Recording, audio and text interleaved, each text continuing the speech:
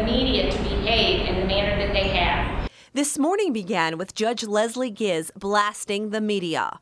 We want the same access to her courtroom that we would have in any other trial. I'm done with being on my soapbox for right now, but I am telling you, one step out of line, that's the end of it. I really am at the end of my rope with the media and with the cameras and with the videotaping. Giz has implemented severe and unusual restrictions in the Ray Tenzing retrial. First Amendment attorneys are fighting for full transparency. The Court of Appeals is currently considering whether Giz's restrictions are constitutional. Still, jury selection moved forward. Number 69, you're excused for cause. 64 potential jurors were dismissed because they said they are not able to sit on the jury through the end of the month, should the trial last that long. Juror number 93, your reason for not being able to remain. Excuses range from vacations to work or child care issues. A few cited medical conditions.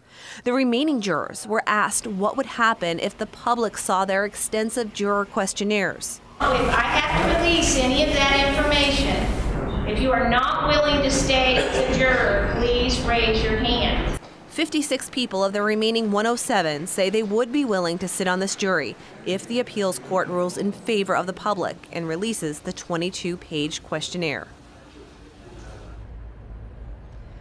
Racial undertones have followed this case since the beginning, and I can tell you of the 107 potential jurors that remain, just a handful are African American, 17 total, 8 men and 9 women. Now, one thing I do want to point out, even if the appeals court rules to release the questionnaires, WLWT does not release personal juror information, including their names, even after the trial ends.